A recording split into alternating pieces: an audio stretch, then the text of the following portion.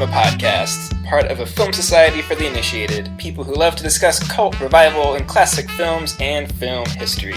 Today is episode 2, and we will be discussing Federico Fellini's La Dolce Vita. I am your host, Chris Biagini, and joining me is Hannah and Dustin Harmson. Hey. Hello, welcome to our sweet life. That was pretty good. Thank you. So you will know what La Dolce Vita means by the time this podcast is over with. I hope so. Because it's the sweet Maybe life. We'll forget. It's the sweet life. It's the sweet life. Speaking of the sweet life, why don't you fill us in, Hannah, on what is coming? Well, if you want a sweet life experience, thank you for appreciating it.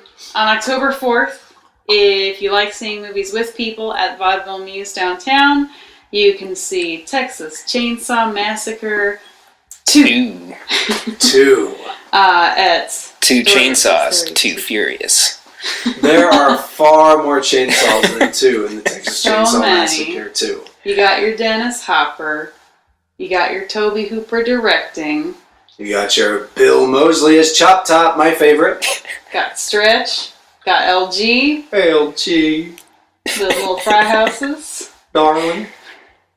We love the Texas Chainsaw Massacre 2. We've actually brought it to several people that were doing the Texas Chainsaw Massacre 2, and it's either went from complete applause that it's the Texas Chainsaw Massacre 2 to, oh, it's the Texas Chainsaw Massacre 2. Mm-hmm. But we stand behind it. We're really excited about it. Yes, and I would like to clarify, we did not pick the shitty one. I think there are plenty of shitty versions of the Texas Chainsaw Massacre that had nothing to do with Tobe Hooper.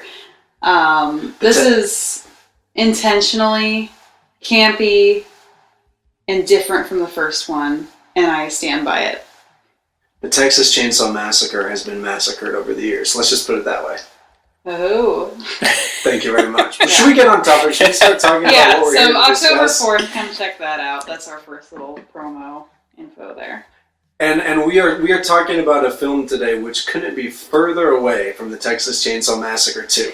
In keeping with the spirit of the Lantern Cinema. Yes, La Dolce Vita. Should we jump in here and try to tackle what this movie is? Yeah, it's a complicated one. Let me ask you, everybody here, after we watched it together, did we all walk away after nearly 3 hours thinking, we officially bit off more than we could chew? I would like to clarify that I fell asleep for the last 40 minutes. Not because of the quality of the movie. Not because of the quality of the movie. It was just an especially late night. It was late night. It's just Hannah gang. Yeah. Yep. Can't stay up late for anything. But, yes, we watched it. I think we all felt pretty good about Breathless from episode 1. Felt like we pretty much had an understanding of that as much as you can in an hour-long podcast. And then we watched this, and it was like, oh. Okay. And since then, because we've had more time to let this sink in between viewing it and now talking about it than we did for episode 1, but I don't think that I have this movie pegged better than I do now. I've still been thinking about it and reading about it and watching videos, including this thing that we'll probably talk to in a little bit that we just watched before recording now. We'll most certainly be talking about that. And I still don't know what I think about the movie or what I am supposed to think about it. Do you like it? Yes, I do like it. I do know that at least. But for anyone who hasn't seen it, or a refresher for who has, it is sort of 7 separate vignettes that are 7 days and nights that aren't necessarily interconnected. They aren't necessarily consecutive even. Right. But you don't really know that that is the way the movie is set up until you get into 2 or 3 of these. And it's like, okay, this is what's happening. Right. And of course, too, the first time that you see La Dolce Vita, I would assume it was the same for me and Hannah. And maybe you. Did we discuss kind of how it was arranged beforehand or no? I don't remember if we talked about it. Either right beforehand or early on. Within the first 20 minutes. Certainly the first couple times I had ever seen the film, I did not realize that was the structure of the film. And I actually think it's one of the cool things about La Dolce Vita, and really Fellini as a greater whole, which I'm sure we'll be discussing. He kind of just throws you into this crazy, dreamlike, immaculate, bizarro world, and you really have no context of what you're watching. You're just kind of it's literally like buckling up into a dark ride and just being like, Yep.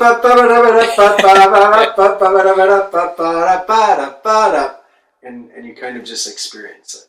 But Dolce Vita may be slightly less than some of his later works, but it very much is still kind of in that same kind of idea. One thing that I had here is I saw someone that described La Dolce Vita in this way.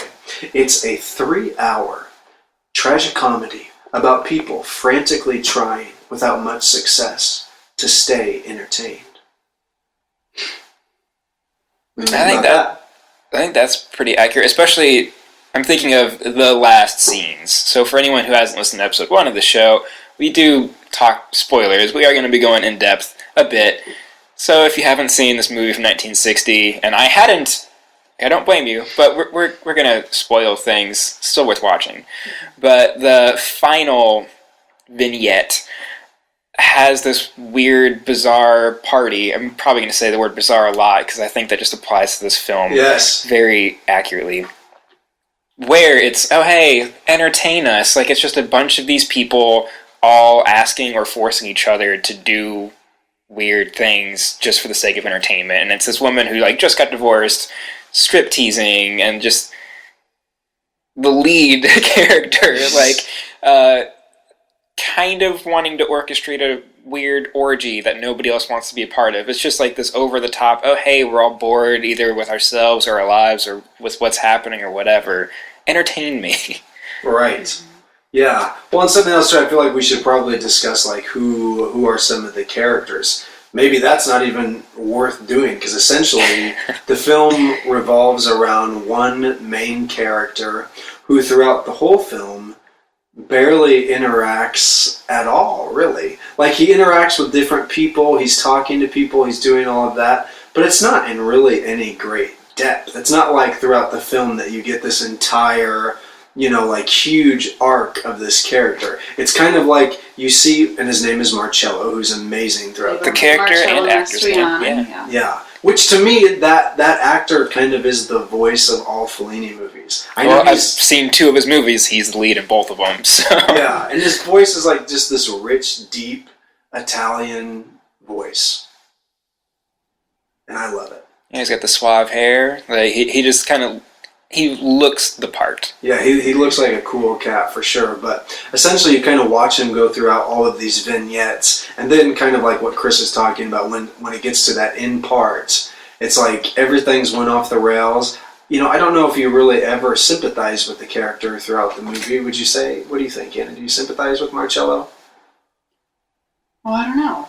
I don't think so, right? Interesting question. Yeah, I mean, I think in the way that, I think everybody sometimes feels like they struggle to make deep connections. And I think that's kind of what you were getting at earlier. A lot of his connections are really superficial or based on things that aren't really human reality. But no, in general, especially that last scene that Chris is talking about, I think I really start to hate the character Marcello. Yeah. I get less and less sympathetic to him as the movie goes on. And you kind of hate that you're even watching it. It's so intense at the end there when he's like essentially riding a girl, like literally on top of her, riding her, and he's throwing chicken feathers at her face, and like it's really degrading and kind of terrible. Like a really interesting movie, partially because of that scene. Where with Breathless, it's, oh hey, here's a strong female, like, co-lead character in 1960s, just like being a badass. And then in this film, they are showing various, like, people of all sorts of different cultures and ethnicities and races and religions, and they actually have, like, fair amount of prominent gay men later, some of them in drag. But even though they're showing all these people, they're not treating them well at any point in the film. And they're almost all entertainers or kind of like servant types. Or it's these guys in drag. They're like, oh, hey, like, you invited us here, but now you're like throwing shit at us and like yelling at us. They're like dancing to Jingle Bells. Remember that scene? Mm-hmm. And then it is, oh, hey, I'm going to like treat this woman like a farm animal. And he's like throwing this stuff at her. And he, I think, calls her a cow or something before that. Like It's bad. It's bad. Yeah, it's bad. But also then it's kind of cool because, hear me out on this one, what's cool about it in terms of a greater overall kind of theme, by the time you get to the absolute end of the movie, which we'll, I'm sure, talk about in more great detail, where he finally sees this girl, Paula. Is it Paula? believe so. Paola. He sees her, and she was a callback from a previous scene where it was kind of a sweet moment that he had with this girl. It was kind of, she's reminding him to work on his book, and they're talking about all this stuff. Anyway, she comes back at the end, and by this point, on the beach, there's a big sea monster. That's right. You heard it here. It's a giant ray. They call it a sea monster. They don't say what it is. It is like some sort of raid thing, but yeah, they're like treating it like, but they what call it is a sea this? monster. Yeah. It's sea monster. By the way, we have different interpretations of Paola, but keep going. Yes, we do. We'll get into all that. So the part you're seeing, kind of sweet, kind of creepy. But. Yeah. Mm-hmm. But for me, okay, first off, out of all of the, me and Hannah are pretty similar, I think, in this, but I'm certainly the one in films when I'm watching them, I really like to get analytical, and I like to think of, what's the subconscious mean? What does this symbol mean? What does that mean? So to me, my interpretation is by the time the sea monster's there, it's like, dude, guess what? Marcello's a monster. Mm-hmm. That's my, and I think that's a fairly simplistic kind of rendering of what that could be, but I think it's like, by that point, you're like, oh, I'm happy there's a sea monster on the screen instead of seeing him at this point. Well, and just that scene in general calls back to multiple things, because it brings up this character we've only seen him one other time. It goes back to the intro of the movie when he is in this chopper and he's trying to call down to these women in like bikinis and stuff, and they can't hear him, he can't hear them, and then the movie ends the same way, where there's distance and just noise between characters so they can't understand each other. Yes. And then even apparently the sea monster thing is like a reference to an earlier 50s film, where something similar happens. Oh. That's interesting. So there's just like a bunch going on there. And you know what, that's probably going to be the first of many, but there's like several homages to previous things that happened in cinema throughout this movie that he purposely tried to put in there. I think one thing that we haven't really discussed is Marcello. I mean, we've talked about Marcello, but what his role, like what he does for a job, that feels to be important. That might be the only important thing about him. Do you agree? Like, I feel like that's such a big part. He also has like a slightly vague job. Like when we were watching it, we couldn't nail down exactly what his title would be. Oh, but trash journalist. Yeah, like yeah. TMZ. Kind of like Italy in 1960. Mm-hmm. Which I think we have to mention the origin of the term paparazzo. Yeah. Paparazzi. So, which plays a big role in terms of interpreting this movie. So, I think that's another thing that lends to his lack of, I don't know, at least my lack of empathy with that character, is the fact that at different points he's portrayed as above all this, but ultimately he's still part of those swarm of people with cameras who are catching people at their most intimate, uncomfortable, and terrible moments. Yes. Yeah. Absolutely. There's like one in particular when they're going to that mother Steiner. Oh, we'll get into all this Steiner stuff here in a second. We'll get into that in a second. But just having paparazzi be basically ambushing a woman whose husband and kids were just killed and doesn't even know it yet. Mm-hmm. Pretty fucking terrible thing for you to do as a human being. Justice moment. Yeah. Absolutely. I think that's what, with Fellini, with me in general. There are these moments where it's like, magic surrealism or magic realism. It's, these cool moments, these really cool visuals, obviously this beautiful history of cinema, but there are always just these icky moments, and obviously something like that is intentional and I see as a positive for a filmmaker, but I think ultimately I just walk away a lot of times feeling uncomfortable after watching his movies. Yeah. Well, and we will have to talk about that with Fellini. Fellini was a director of supreme regard. Everyone who's into movies digs Fellini on one side or another. There's some people that have made the argument that Fellini is the direct... what am I trying to say? The person that came before, like someone predecessor to Tim Burton. Yeah. Or even, we talk about Wes Anderson, but someone that's crazy stylized. You can tell instantly when a Fellini movie comes on that it's a Fellini movie. He has qualities in his movies that he's the only one that a Fellini movie only feels like a Fellini movie. But with that said, I don't know if he would admit it. I think there was times in interviews that he would admit it. However, Fellini was also the type of person that in interviews, he hated interviews because all of a sudden he was forced to constantly be reminded of things that he said in his past. So he always said that if I lie honestly. He always felt like once he was interviewed, like he was stuck with a certain opinion. I've read interviews with him before where he kind of admits to being a chauvinist. And a lot of his movies would kind of definitely point the finger at that. But he also did have like a really wonderful lifelong relationship with his wife. Who he cheated on constantly. Constantly cheated. So there. Great, Julieta Messina. Oh, and she's She so loves it, amazing. sure. Gosh, she's great. We have to do Lestrada at some Oh, point. it's my favorite. Yeah, and that's the thing. Like Dustin and I talk about this a lot, but ultimately, Dustin's super into interpretation. I think really interpretive films and surreal stuff, and I just love a good story. So I love Lestrada. Yeah, Fellini has all that stuff in Yeah. there. Like he has, the early stuff like Lestrada. Often, sometimes it's kind of put in that same kind of neo-realism kind of context. Fellini did come from that school. He was, I want to make sure that I say it right, but I'm pretty sure it was Rossellini that initially gave him his job.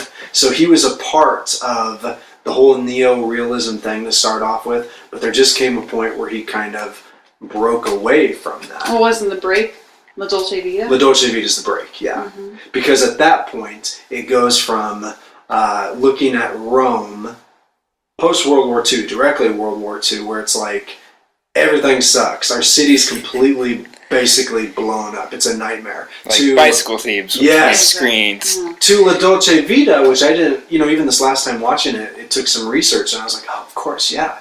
The whole backdrop of La Dolce Vita is Rome under construction.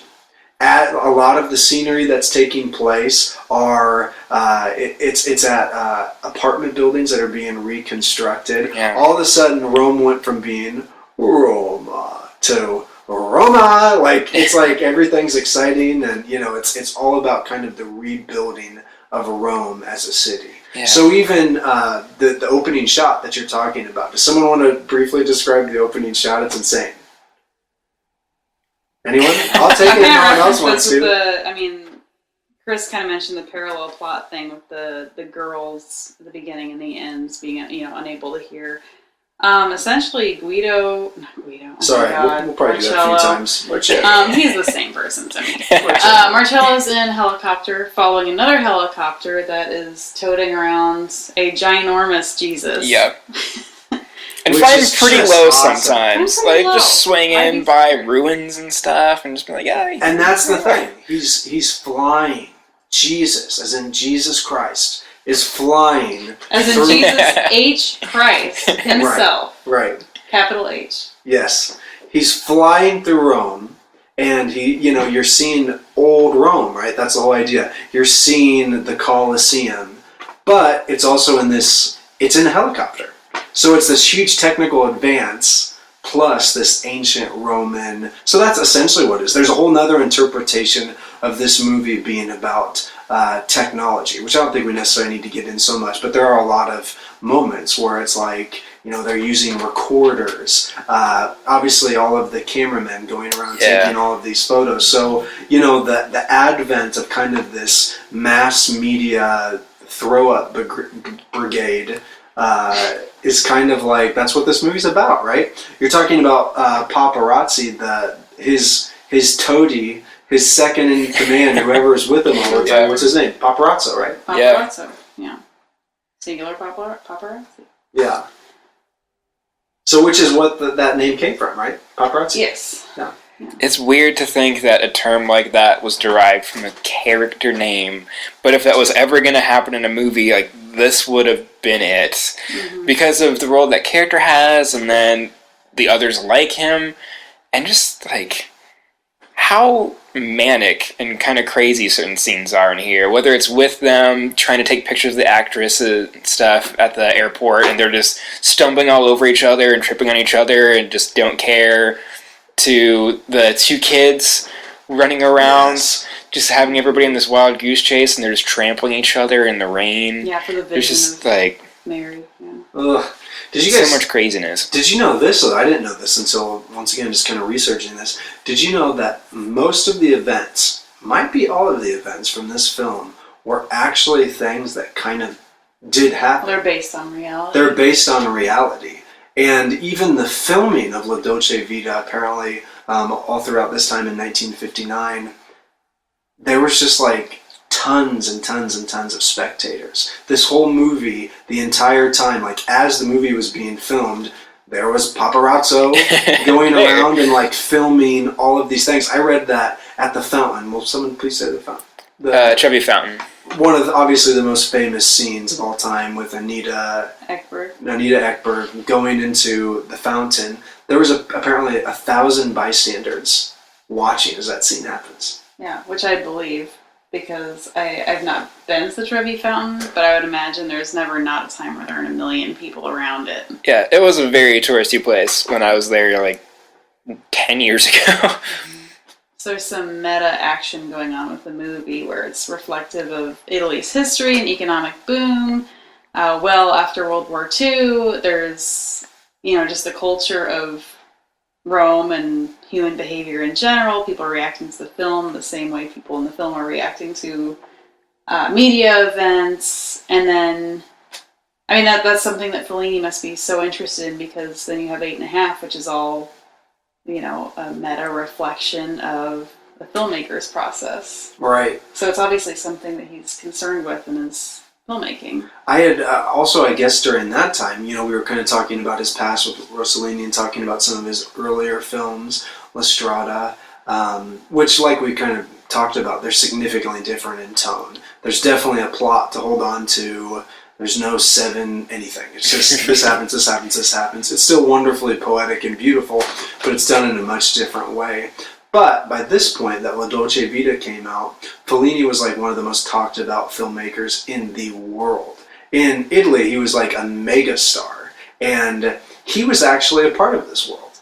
He was actually a part of the so-called sweet life. So by this point in his career, this would have been something that he was extremely familiar with. So in that way, the movie could also be a critique or like, him making fun of the culture that he's a part of at this point. And like a borderline fourth wall breaking thing, yes. Just by it existing. Yes. It's just messing with reality.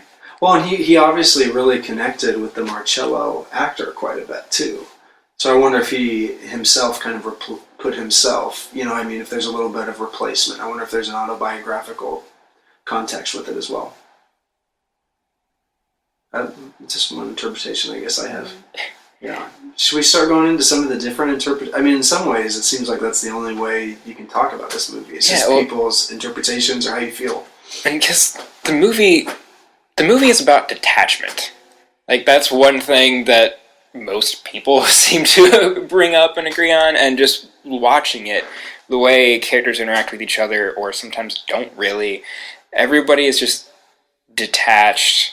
Relationships are a little bit weird, reality is a little bit weird, and people are just distant. But if you would describe a movie as being about detachment, I don't think this is what you would imagine. No, I agree. Yeah, because even though it's about detachment, it's still very much like, in some ways, sometimes it feels almost like a party movie. Yeah. There's cuts that go into really extreme, like, dancing and really extreme sounds and everything. There's at least 3 parties in this movie. I find that, super interesting. And it seems like the only time he has really a positive interaction with somebody is the Steiner character. Well, that man's his idol. Yeah, we got to get into it. Don't we? Okay, we'll go into that now. Yeah, let's just talk about all the ways, because we're kind of circling this topic. All the ways in which the title of Dolce Vita, The Sweet Life, is ironic. It's not meant to be literal. This life isn't supposed to be sweet, because there really is almost nothing in this movie that can be described that way. Or maybe it's sweet, but you prefer savory, so this is not your thing. Yeah. That's my bad joke of the day. I like it. This movie is like a piece of candy with dust on it. The fuzzy. But it's still candy. Still candy. All right, take it away. You were right. Okay, quotes.com. Okay, well, and I should mention, with all this movie's just all about contradictions, I think, because one thing I read in Gary Giddens wrote this essay called Tuxedos at Dawn. which talked a lot about the historical context of the movie coming out. And one thing I found interesting was the fact that even though this movie won the Palme d'Or, the Golden Palm at Cannes, it also got a lot of boos in 1960. I mean, people really didn't know how to feel about it. It was the same when it was released in the United States a year later. There's just this huge number of contradictions, and I think a lot of that, like Chris was mentioning, I think it lends itself really well to the idea of detachment. You can't really pin something down because there's so many different things and points of view going on. I totally agree. Yeah, it's hard, but I think you kind of almost have to have things like that to kind of to grab a hold of. For instance, like the longest sequence in the movie, it might even be somewhere like 30 minutes. The longest segment in this movie is the Anita Ekberg amazing, fountain sequence, which, like, it has the moments where she's like, yes, dance with me, come on, crazy guy, come dance with me, which I love all that stuff. But even, the sweet life or the sweet moment of the movie, how is it it ends with this absolutely terrible moment where, like, her American boyfriend who talks like this just, like, slaps her in the face. Yeah, he just, like, this drunk asshole that slaps her and I think hits Marcello as well. Marcello, yeah. Not Marcello. Marcello. Yeah. Marcello. So, well, in that scene, the idea of, like, that day to night transition too, you have this kind of, I mean, there's so much about that that seems, I don't know, I think you're supposed to believe that Marcello is in love with this woman, or he thinks he's in love with her. He's really smitten, but he has, like, no reason to no, love there's her. nothing charming about their relationship together. The only thing I was thinking during that scene is, leading up to that, what we had witnessed, is him being kind of suave and in control. Whether it is, oh, hey, you sneak over there, get this picture. Here's the dude that we want a photo of. Like, that thing really early in the film, to his first kind of romance scene in this night that he has with a different actor. Yeah. To then he's in the situation where he's with this person who is famous and beautiful, but is so different from him. Yeah. And who's dancing with him a little bit, but then leaves to go to the wild guy. Like, she's constantly just disinterested in his style and his conversation and how he's doing things. So the only thing I could think of was that he was just kind of enamored with her, that he couldn't compete with her personality and energy, and that she's walking around with a cat and meowing and stuff in the street, and it's just so different from the version of him that we had seen to that point. Like, just being enamored, I could see, but not being in love, but just being like, how can you be this way? Like, I am not that. Teach me. Yeah. It's like a little puppy following her around. And I think a lot of it is just she's a character with more control than him, because all the paparazzi want, like, a piece of her. Everyone wants pictures and interviews. She's getting all this attention. I think that ultimately, that it's a mismatch of characters. And as a viewer, I don't think you really understand why there's a connection there. Yeah. I also want to point out, I don't think there's a good way to insert this, but when you can clearly see the fishing line on her hat before it blows away in that kind of neat, cute moment. Did you guys not notice that? I didn't notice it. If you watch that scene where they're at the top of the tower, there's very clearly fishing line attached to her hat, so it's okay, that hat's gonna clap. Anyway, until the point where they're in the Trevi Fountain, the scene in which Anita Ekberg was all about getting in that fountain, and Marcello Mastroianni was like, I need a wetsuit and a bottle of vodka to shoot this scene. You guys know that one? Yeah. She had more energy and more body heat, I guess. Yeah. Yes. I would have been like him, though. I'd be like, have fun. You would have been wetsuit! So, yeah, they have this moment that he seems to see as really important, but just kind of going along with that relationship they have where she's very much beyond it, not really into him. He's just kind of a character in her life. Dumps the water on his head. Yeah. When you feel like they're about to kiss. It's immediately daytime.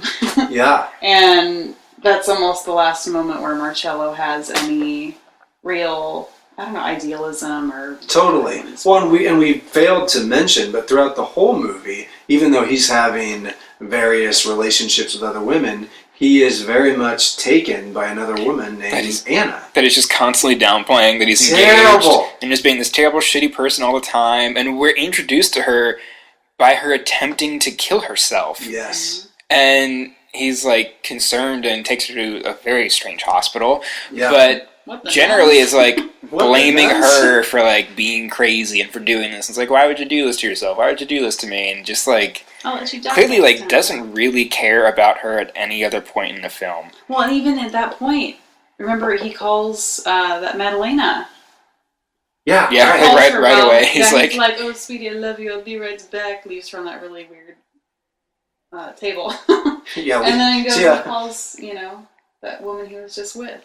that hospital looked like something out of Blade Runner to me. Like, it looked like it should have been in Blade Runner 2049 in some weird, quiet space with bright light and, like, 2 people. It was weird. I should interject here. I also saw that that scene's actually fairly intentional, and it also happened several times in the movie. It's very unusual for Fellini. Most of the time in Fellini's shots, if you look, he has like as many people as possible that are within each scene. He throws so many people in these scenes. He had a couple moments in this movie where it's like just 2, and these huge wide shots. Well, it was sparse. It was white. It was really sterile. Yeah. Another moment that it happens is when he's with his dad. And it's these really isolated, kind of lonely moments throughout the movie. Another one is... Oh, when he visits his dad after... Yeah. Yeah, he has the... Even when they're just, like, walking around the street several times in this movie, they're kind of the only people on the street sometimes. Yeah. And it's like, okay, like, I get it's night in Rome, but, like, there'd be somebody else outside. Well, I think that's another thing, too. People make the claim with Fellini. It's like, if it's if it seems different, there's probably a reason for it. To me, it harkens back to something like Punch Drunk Love, the amazing opening shot of Punch Drunk Love, where it's just him in this little tiny desk on a blue wall with his blue suit being tucked back in there. And we're talking about the dad here for a second. That, to me, seems like that's the only part of the film where you sympathize with him. I almost mentioned that earlier. That was the only time I felt any sympathy. And it was just toward the end of that when his dad has some sort of health scare. Yeah. Yeah, and it's and he says, like, he's coming up to the nightclub where he's going to see his dad. And it's just like, I barely knew him. He wasn't around very much. And you can just tell that detachment, once again, I think that's just the key of the whole thing. Did you guys also know this? This is an interesting thing. I had talked about when we were watching it that Mussolini is almost a director trademark of Fellini. Mussolini usually pops up in some way or another in his movies. This doesn't happen. Like a cameo, just... Yeah. Mussolini! Just some sort of reference to it. I don't know why I made him sound like Donkey Kong. His face looks like Donkey Kong. Anyways, Donkey Kong? Well, I don't know, like a monkey face, I guess, or something. Well, Donkey Kong doesn't talk, but if he did, he'd sound like what I... You picked the silent character of the Mushroom Kingdom. Okay, I'm not... Thanks. Settle on this. Go right ahead. I just wanted to say this. This is an interesting fact. Okay, so Mussolini's not in this movie, but... By the way, I do know he was dead by this point. Just throwing that out there. I know. Dead. Jokes. History. Anyways, in this film, the dad is obsessed with the year 1922. Did you know that? I did not know that. He's obsessed with the year 1922. He's constantly talking about going back to this particular... The Cha-Cha-Cha. Yeah, the Cha-Cha-Cha nightclub. But check this out. Did you know that 1922 was the year that Mussolini took power? And this scene actually suggests a political absence, or like that he was involved in the war or something like that, which would have happened. It makes sense why he was gone so much, why he was in Rome a bunch during that time, and would be going to his club. Kind of interesting, right? Yeah, I wouldn't have thought of that, but I think... Living in the good old fascist days. Yeah. We've kind of talked a lot about this. We've got to get into the Steiner thing. Yeah. So we have to do it. Steiner is the only person, with the exception of his dad, but his dad he's obviously somewhat disconnected to. Steiner he's a poet, correct? Is that what he is? I think that's one of what he is. He's like, something he does. Organ player. He is a writer, and he's a proficient getter into churches. And he plays like a really dirgy Bach fugue. Ba-da, ba-da-ba, which is an amazing segue into what's going to eventually happen to him. Yeah. Anyways, he's Marcello's idol. Yeah, he has this amazing home, this lovely family. He hosts these salons, is what that technically was at his place. Once again, artists. Yeah. So many people in the frame. There's like 14 people that's in the frame in that particular salon scene. Yeah. He just like has this like he has the perception of a sweet life. Yes. Because he has things together like socially and professionally and with his family and everything. It's like, oh, like, isn't this amazing? Like, I would love to have this. And that's why Marcello's like, maybe I should get a better writing gig. And Steiner's even recommending, like, hey, like, go away, get some quiet, write something. I have somebody, like, they'll get you a job. It won't pay you that much more or anything, but it'll be better, and you'll be writing something people care about. And the very next scene is him sitting down to try to write something. So obviously just like can't get the peace and quiet, and it doesn't work. But he tried. Once again, to go back to the technology piece, and I think it is a valid analysis of this particular scene. They all sit around in the salon, and what do they watch Steiner do? They watch him bring out his little tape recorder and play sounds of the outside. Yeah.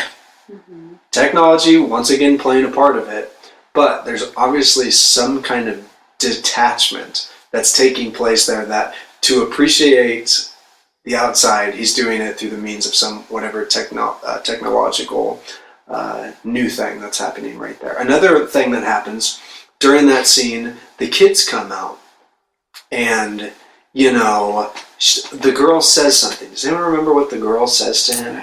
It's like, what does the sun eat? It's like this kind of like profound, like, oh, that's a cool thought. And he kind of makes mentions to like, oh, she could be a poet. She's like brilliant. She'll be like some artsy poet or writer or something. Who's he hanging out with, and who does he represent? The intelligent kind of people of the time.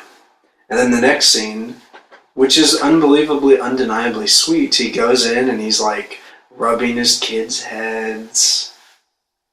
He has them like tucked into bed and is talking about like how great they are. Like the only mention of these kids is during this scene, and it's about how awesome they are at being kids. Like how she's creative and they're thoughtful, and like the boy is perceptive and picks up on stuff, and like how precious they are. Right. Which and that's what everyone says about Steiner, is how he talks about his kids, and so it just makes it horrifying that he goes on to kill himself and his children.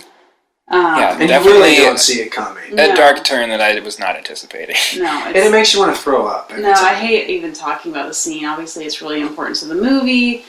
It's devastating, and the plot events themselves, it's devastating because you have this idea of, well, if Marcello can just get away from this fake, superficial life he's living, then maybe he can find some happiness, and it kind of shatters that idea that, a life full of depth and artistry. In like such a tragic, epic way. It's awful. It's awful. It's awful. Chris mentioned earlier the scene with the wife coming home and thinking they're taking her picture, posing for pictures because she has no idea what's going on. Yeah, what did I do? Like, why are you guys here? You must think I'm like a supermodel or actress or something. A movie star. Yeah.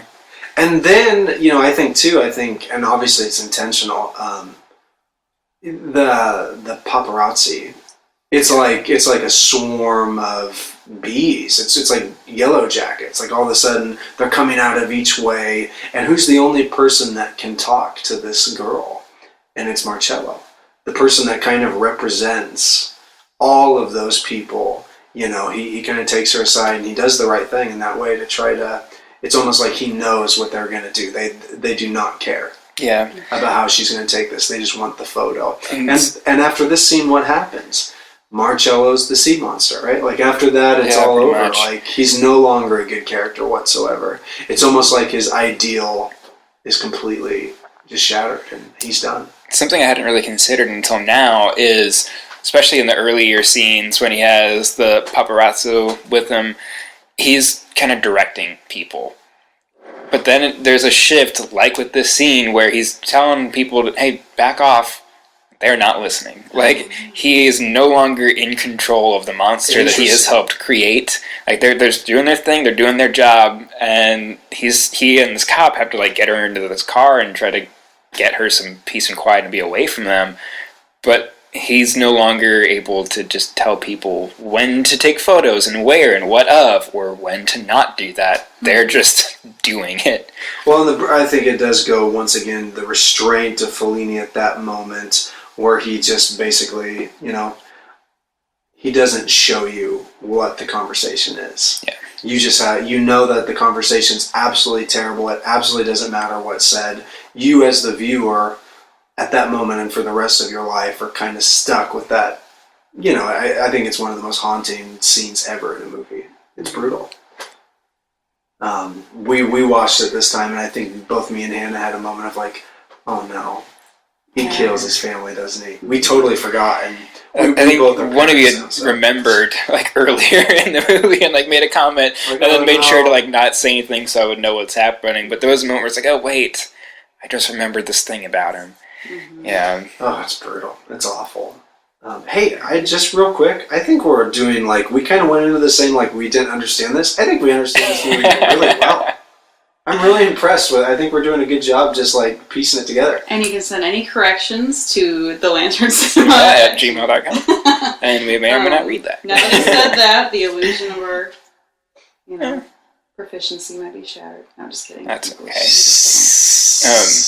Did you have something you were going? I saw some. Well, kind of. Two things. One, I think one thing that's problematic to me is that I still think Steiner's almost represented as this martyr. Please tell me if you disagree with that. But I feel like he's still seen as this respected character, taking his children away from this awful artificial life.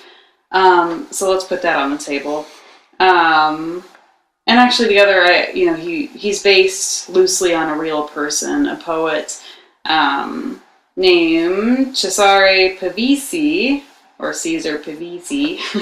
Did he also die tragically? He killed himself. He didn't take anyone out with him, thank God. But his life was Steiner's life is loosely based on him as a character, and so I can't help but think, connecting those ideas, that Fellini must have had some kind of respect for him as an artist, and he treats Steiner pretty delicately, all things considered, in this movie. So I think that's part of my feelings, of being a little disturbed. Is just how I feel like it's still kind of almost portrayed positively. Well, and even during the time, it sounds like the Steiner thing. I've seen a lot of interviews where it's these American men being like, "Why exactly did Steiner kill his family?" It seemed like it's always kind of been a very intense and kind of brutal moment for everyone involved. So it definitely has to be discussed, and it's obviously the pivotal point in the film. So, which, if you'll indulge me, I realize how pretentious this is. I really, really do. But I Googled the poet because he came up and I never heard of him before.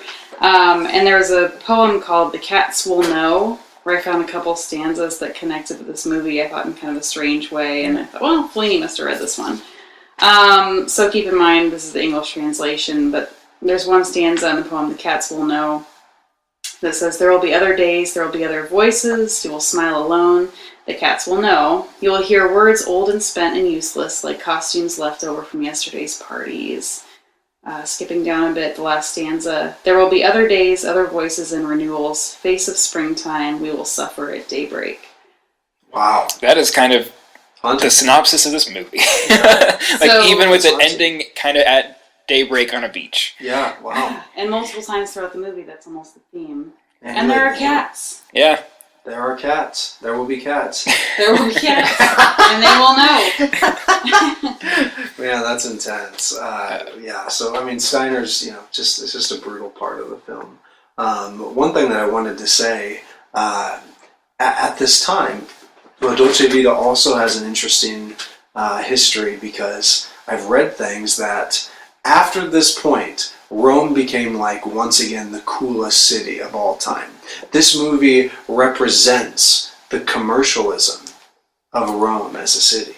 Isn't that kind of an interesting thought? The fashion that's in La Dolce Vita. The way sunglasses again. Oh yeah, all that stuff though. The person who did do the costumes and everything kind of started this whole kind of Roman look that became crazy chic, and everyone was copying it. And listen, get some sunglasses. Cat eye sunglasses. get a big ass string of beads that you swing around like a Yeah, lasso. for no reason, but Yeah. I loved that. Yeah. I just think it's so cool how Fellini, we didn't really talk about his background at all, but essentially he was someone that came from the circus initially. He was an illustrator. He originally kind of drew for magazines and somehow became a director. It's so interesting how someone from that background goes on to kind of make it's obviously an amazing film. I very much love it. Fellini at this time kind of considered this movie to be like a Baroque fresco. He often references Picasso, like during the making of it, and he knew he was breaking various structures with the film. He said it was like smashing a sculpture and putting the pieces back together. And it feels like that when you watch it.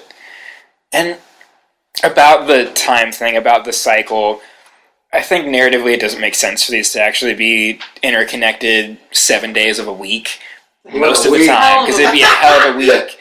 But, and there's even references like, oh, hey, like, when he shows up to Steiner's place and the cops are there, it's like, oh, like, I don't actually get to see him very often, so he's either lying, because he was there like a day or two ago, or there's been a passage of time. But I do think that if this is stretched, or not stretched, but kind of crammed over a shorter period, then the ending actually makes more sense to me, to not see like a shift in him turning into this monster, because it's not quite the flip of a switch, but it is fairly extreme of, oh, hey, you've been like an okay person, and now you're just like the worst at the end of this. Yeah. Like you were treating everybody horribly, and you are just awful. But to me, if this was like a week or so, and you have had all of these different things happen in different relationships, and seeing your dad for the first time in years, and then like be worried that he might be having a heart attack or something, and your best friend and like idol kills himself and his kids, and this, if all of this happened in a short period, and even with the kids running around, like, doesn't somebody die during that scene too because they get trampled? Yeah. Like there's just like death and tragedy and just bizarre things happening, and a semi-final breakup between him and his fiance. Like, if all that happened in 1 week, there might be a day where you woke up and you were just off and you were a piece of shit. Like, whether that was just your new norm or that day, I don't think I have done so in the extreme way that he did, but there have been times where it's like, hey, you know what, like, kind of fuck everything now. So if this was at a shorter frame, I would kind of prefer that. Right. That's an interesting thought. But I think it realistically took place over months. But if it was like 10 days, then it makes sense. The ending is essentially the ending of Goodfellas, as if the character in Goodfellas didn't get in the witness protection program. It just ended in the drug scene. It's just that. With the exception of Paula, which we should discuss. Does anyone want to offer their interpretation of describe the ending and then maybe interpretation? Well, conversation for another day is the connection between Goodfellas and Dolce Vita. Well, the drug scene. So, Goodfellas, no, really that's enjoy. okay. Yeah. I just wanted to Layla. Okay. Paula. So at the end, this is another example of my and Dustin reading into things really differently, because he's like, "Oh, did you understand the ending with Paula?" And I was like, "Yeah." She's like. She's mimicking typing, so he recognizes her, and he Which does she's not. right. Hannah's right about But this. I mean, that's super, super literal. We all, before watching this, watched a really Unique. compelling, unique I loved video. it! Yes, you did. I loved it! It scared the hell out of me. Yes, it's just this Criterion. The first supplement. Criterion supplement. First But one. it's edited to look like a creepy conspiracy video on YouTube. So Dustin watched it and it scared the hell out of him. And he showed it to me. And then all three of us watched it before we're talking now. And it goes all into the interpretation of Paula, the ends, and the use of breaking the fourth wall, which, pops up in a lot of movies we like. But this one, they talked a lot about. Well, I don't know. Am I the one to talk about this? I'll talk about it. I'll bring it on. First off, the ending of the movie, obviously, and I was happy to see that this supplement discussed this. This is from this movie was released in 1960. It was filmed in 1959. There's several movies all from this time that have these amazing moments or endings where essentially it's the exact same thing. All of a sudden, a character comes, and most of the examples that they gave, it's the main character, camera goes right to their face, and then it's the end of the movie. In Breathless, it happens. In the 400 Blows, it happens. It's not at the end of the movie, but it happens in Summer with Monica. But in those cases, it's all the exact same thing. The viewer is faced to look at the character that you've been looking at the entire film, and it's almost like the character's communicating to you like a very intense moment. It's like a challenge. It's a challenge. It's a confrontation. You're trying to okay, wow, I've been with you. Wow, Monica, I no longer know you. It's that kind of, idea. However, at the end of the movie of La Dolce Vita, Fellini chooses to end it on this character, Paula, who you don't see. You see her for she's for sure in the smallest segment of the film. It's obviously someone he has some kind of interesting... Paula, 3 minutes. Yeah. Marcello, 3 hours. Right. There was a graphic. Right. So, but for whatever reason, she comes at the end, and you're faced to look at her and try to figure out, I'm looking at you, but why am I looking at you? And she also does a small turn, and that's very important in this particular amazingly spooky analysis, which I'll continue going, but unless someone wants to stop me. Essentially, do you want to keep going with this? The only thing I want to say is this. The thing that's in question is the point of view shot. That's what's in question. So what they say is, this particular interpretation is, with Paola, she looks at you, and then she looks off in a different direction. So keep that in mind. There's a scene earlier in the film with Steiner's wife, where she meets you at the door. This is before they go into the salon. And she's like, Marcello, come on in to my fancy friends. Kinda. Anyways, but she faces you dead on, just like that happens in the end. Staring straight into the camera. So we as a viewer have established, you do this on a subconscious level, you establish that this is Marcello entering this room. It's a point of view shot. I am Marcello. I am Marcello, thank you. So as he enters, you as Marcello, Steiner comes up, and he's like, bah, bah, bah. He starts talking to you too. He recognizes you. He's happy to see you. But then, at the precise moment, my hands are up, by the way. You can't see this, but my hands are up. He talks to you, and then he does a turn where he turns right, and all of a sudden, Marcello's there. Yeah, he didn't come in the front door like the camera did. He's just here from the side all of a sudden. It is Freddy Krueger freaky to me. I think it's totally bizarre. And Fellini being, a master of film, some people want to get into that thing of and a believer in unconscious logic. Yeah, look at 8.5. That's a whole work in dreams. He's someone that said things to the effect that he believes his dreams more than real life. Fellini believed in dreams, absolutely. So, can I insert? Yeah, take it. Yes. Yep. Essentially, what this interpretation gets at is that there is Marcello, the character, and then Marcello, almost like the ghost, the spirit, or the detached Marcello. He's separating from himself, and you're essentially, after that point in the middle of the movie, following 2 different Marcellos. This is supported by this point of view shot Dustin was talking about with the break, which, again, thinking of it as a director, as a camera person, that's a very deliberate choice. And then going into the ghost hunting with Nico. Nico. This movie had ghost hunting. It had people trying to get a demon out of this girl. Basically, cool. There's that really interesting scene talking through the walls. I don't know the term for that off the top of my head. There's just so much. Yeah, there's just so much stuff happening in this movie. Mm-hmm. Well, and I think it's deliberate. I think that scene, like what Hannah's saying, that part once it gets to, we're going on a ghost hunt. Yeah. Spaghetti, That's Nico. We're both doing We love Nico in this movie. Anyways, Nico's in this movie. Nico. Anyways, all of a sudden, though, like, you're on, like, a ghost adventure, and you're like, I guess, all in 7 days, right? And just, like, after this romantic scene... Yeah.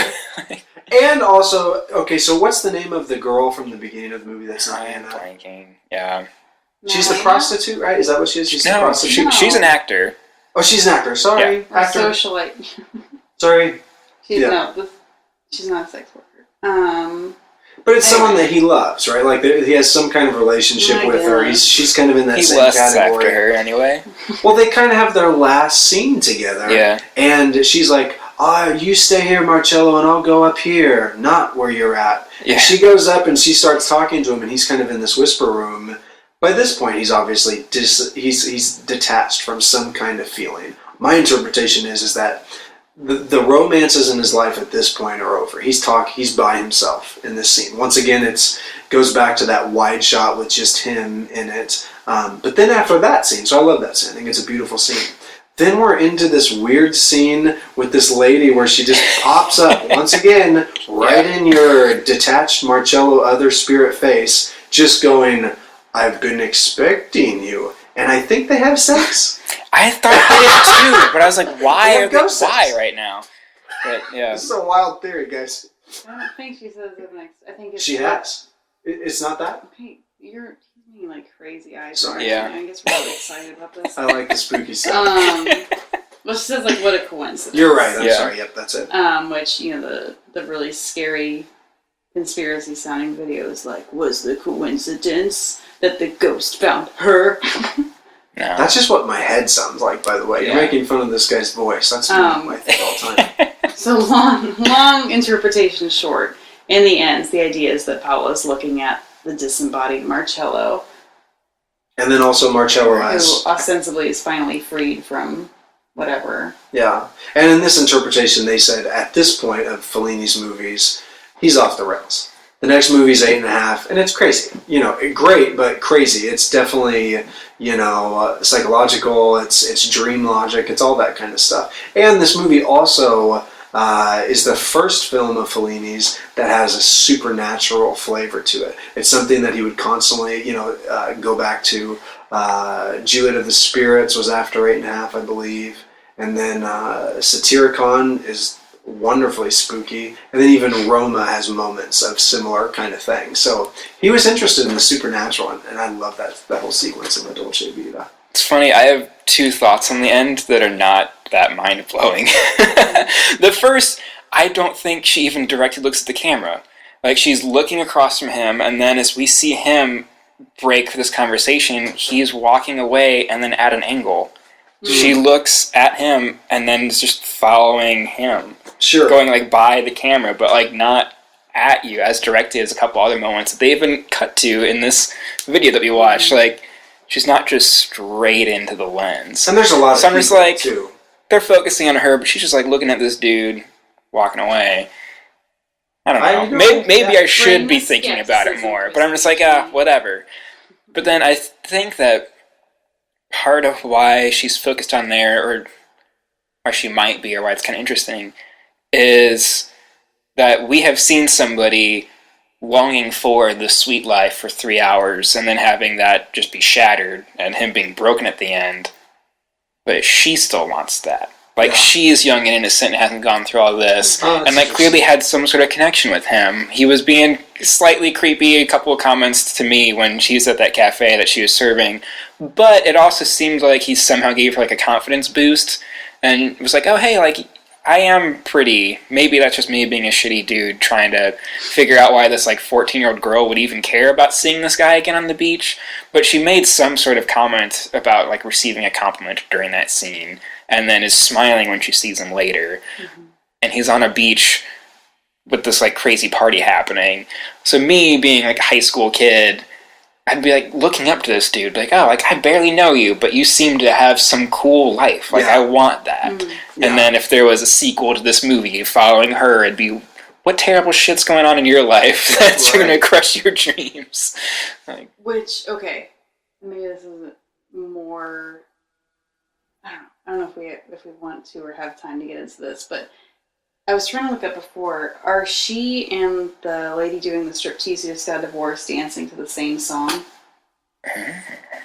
Oh, I don't know. That's a good I point. think they are. Yeah, I'm not too sure. Okay. That so, would be... That's a whole different interpretation. any ideas, send it to thelanterncinema@gmail.com. Let us know.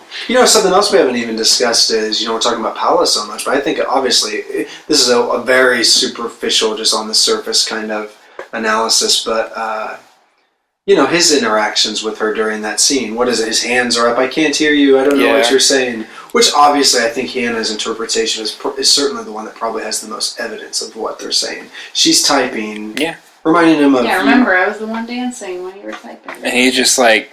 He's like, I've got can't read her gestures Whatever, or her kid. lips. He's like, what? Yeah. Which is another reason why, this probably wasn't a week, because if you saw her a couple days ago, and she's gesturing typing, I would hope that you would remember that.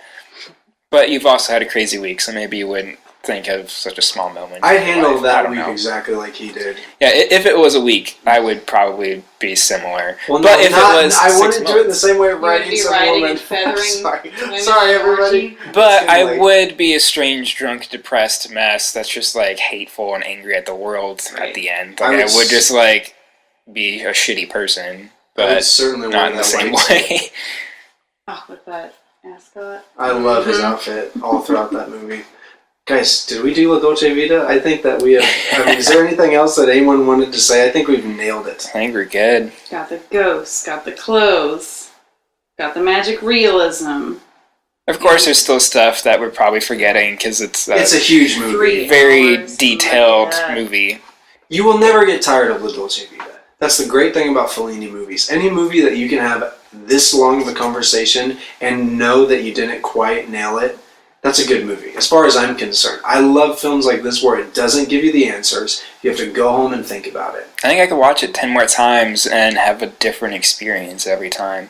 It's better than A Barrel of Monkeys. It is that's a good movie. It is fun to watch. I personally love La Dolce Vita. I don't know if it's my favorite Fellini movie, but gosh, even this last time, it really went up there pretty high for me. I love it. So should we maybe just talk about what we're going to do next time and wrap this episode up? Mm-hmm. Yeah, so who wants to take that? Film number 3. Yeah, film 3. I think you picked it. Chris, let's talk about Well, it depends on which one we're doing third.